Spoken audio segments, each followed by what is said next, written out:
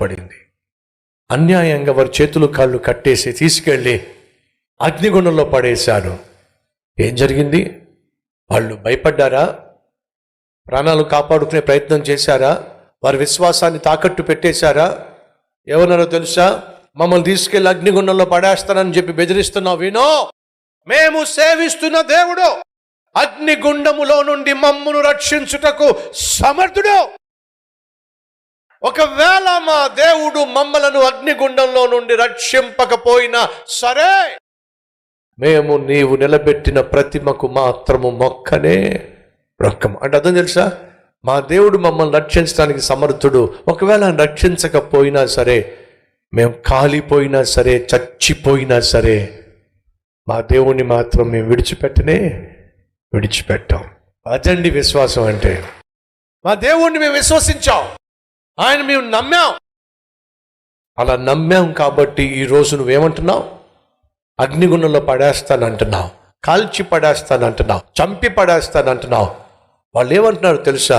మేము మా దేవుణ్ణి నమ్ముకున్నందుకు, మా దేవుణ్ణి నమ్మి మా విశ్వాసాన్ని కనపరుస్తున్నందుకు మాకు కష్టం రావచ్చు, ఆపద రావచ్చు, అపాయం రావచ్చు, అవమానం రావచ్చు, మాకు అన్యాయం జరగచ్చు, కానీ మేము మాత్రం చెప్పండి మా దేవుణ్ణి విడిచిపెట్టే ప్రసక్తి లేదు.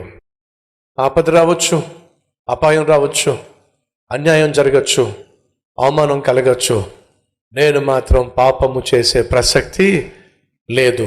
ఎవరు చెప్పారు? యోసేపు ఏమయ్యాడు? పరిపాలించేవాడయ్యాడు.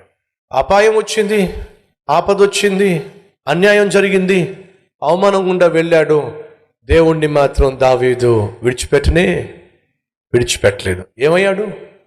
రాజయ్యాడు. షద్రక్, మేషక్, అబేద్నెగో అన్యాయంగా, అపాయకరంగా, ఆపదలో వాళ్ళు ముగ్గురిని తీసుకెళ్ళి అగ్నిగుండంలో పడేస్తే ఏమైంది? 4వ వాడు పరలోకము నుండి దిగొచ్చేశాడు. అగ్నిగుండంలోనికి ముగ్గురిని వేస్తే నెబుకద్నెజరు పైనుంచి చూస్తే అగ్నిగుండంలో 4వ వాడు మనుష్య కుమారుని రూపములో కనిపించాడు. మంత్రిని పిలిపించి, మనం ముగ్గురినే కదా అగ్నిగుండంలో వేసింది.